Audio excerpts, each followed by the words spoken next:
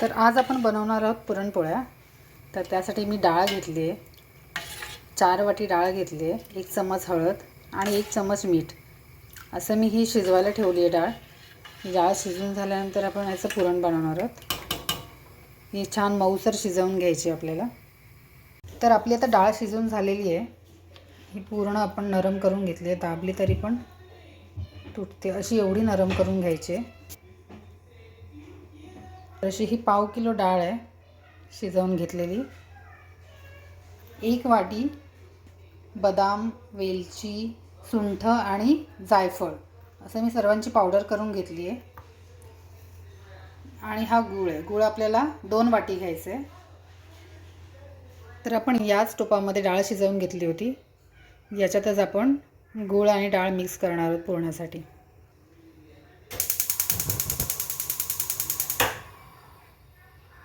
यामध्ये मी 2 चम्मच तूप टाकलं आहे। यातच आपल्याला ही पावडर करून घेतलेली होती ती टाकायची आहे। यातच गूळ टाकायचं आहे, 2 वाटी गूळ घ्यायचा आपल्याला। थोडंसं मीठ,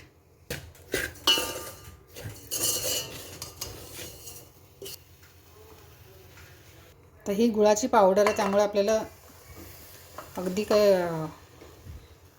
बारीक करून घ्यायची गरज नाही आहे किंवा असं पातळ करून घ्यायची गरज नाही आहे। आपण डाळ घालूया। आता हे छान मिक्स करून घेऊया। हे इतकं मिक्स करायचं की डाळ त्यामध्ये पूर्णतः मिक्स व्हायला हवी। याच्यातच आपण अर्ध्यापेक्षा जास्त बारीक करून घेणार आहोत।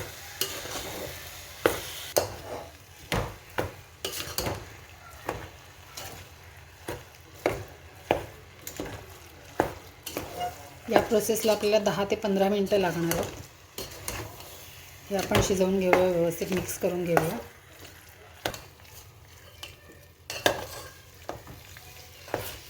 हे आता आपल्याला सुक्क करून घ्यायचं आहे, कारण गुळाला पाणी सुटले, ते पाणी सुकेपर्यंत आपल्याला हे आता हे आपण विस्करने फेटूया, म्हणजे जरा बारीक होईल ते। आता हे बघा 10 मिनिटांनी आपलं पुरण असं दिसतंय। आणखीन 5 मिनिटं आपण याला थोडंसं ड्राय होईपर्यंत गॅसवरच ठेवणार आहोत। आता हे आपलं पुरण असं बघा झालं आहे, बारीक झालं आहे ऑलमोस्ट आणि सुकलं आहे पण थोडं घट्ट झालं आहे, पाणी त्यातलं सर्व निघून गेलं। आता हे आपल्याला थोडं थंड होऊ द्यायचं आहे आणि मग चाळणीतून काढायचं आहे, म्हणजे ते व्यवस्थित येईल। आता आपण गॅस बंद करायचा, थोडं थंड होऊन देऊया।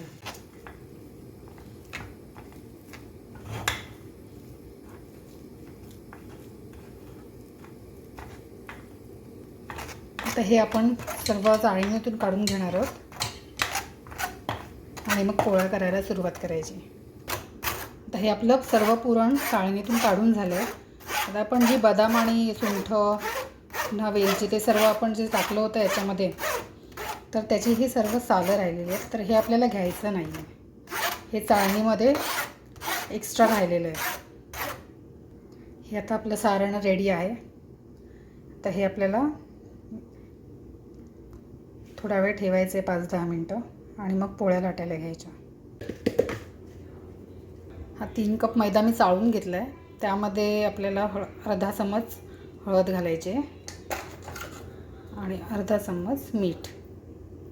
त्यातच आपल्याला थोडंसं कोमट करून घेतलेलं तूप घालायचं आहे आणि हे आता आपल्याला थोडं मिक्स करून घेऊया। सर्व पिठाला ते तूप लागलं पाहिजे।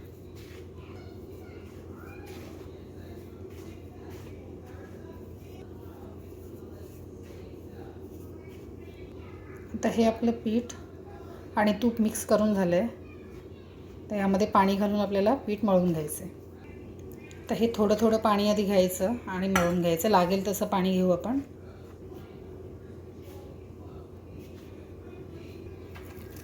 आता हे 3 कप पिठासाठी मला 2.5 कप पाणी लागलेलं आहे। आपल्याला थोडं पातळच पीठ मळायचं आहे।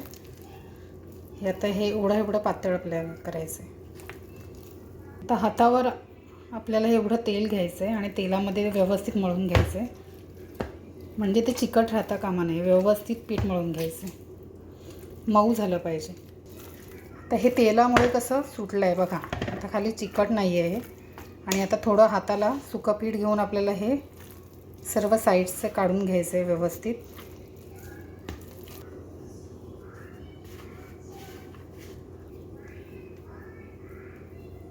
आता सर्व निघालेलं आहे बाहेर बाजूचं चिकट. आता आपल्याला पुन्हा तेल घेऊन पीठ व्यवस्थित मळून घ्यायचं आहे.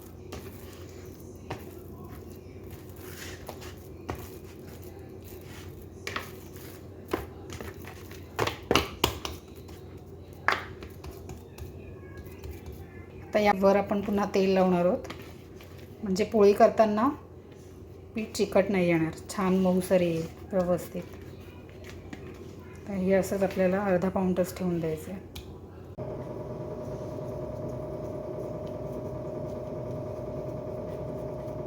आता जितका पिठाचा गोळा आहे तितकाच आपल्याला पुरणाचा गोळा घ्यायचा आहे.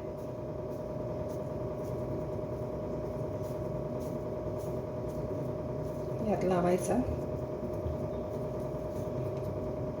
थोडा सुका पिठाचा हात घ्यायचा.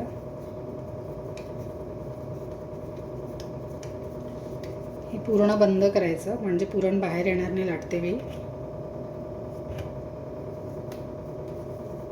हे पहा,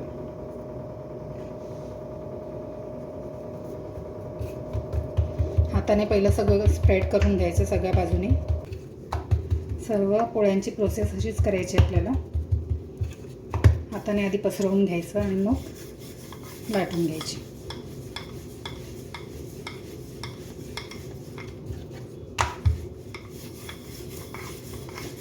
अगदी हलक्या हाताने, अगदी म्हणजे अगदीच.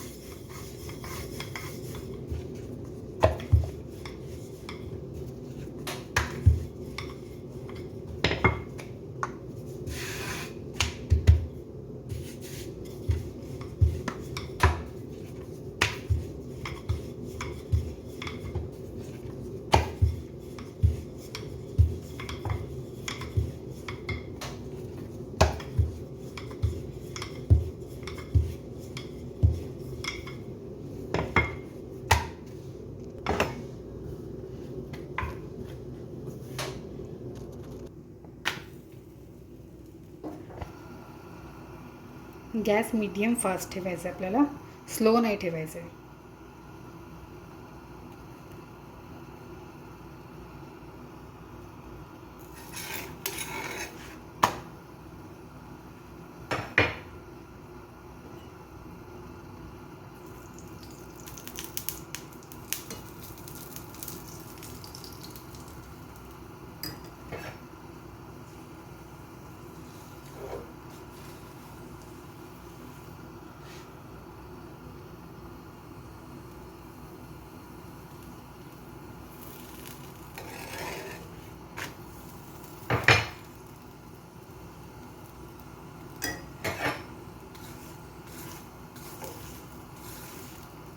रंग बदलला की पोळी आपल्याला काढायची आहे.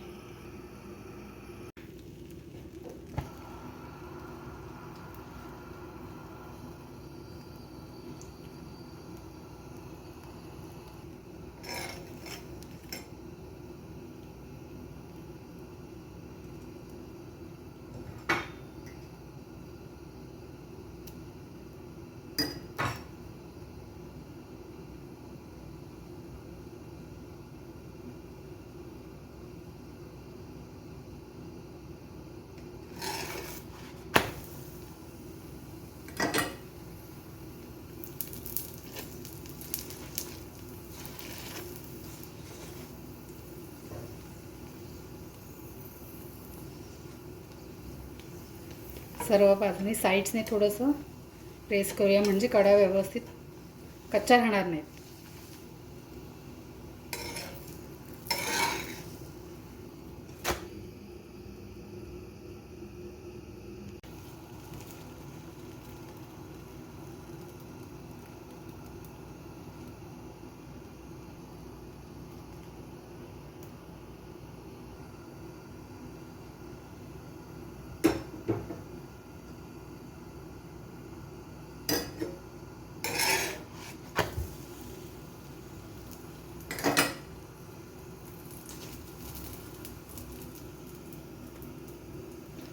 बघा कशी मस्त फुलली आहे ही पोळी.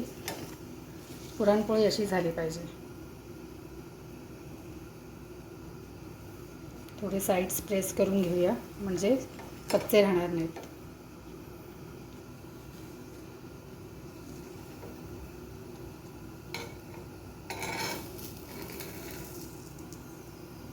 काढून घेऊया. माझी आजची रेसिपी आवडली असेल तर लाईक, शेअर आणि सबस्क्राईब करा आणि कमेंट बॉक्समध्ये कमेंट करा.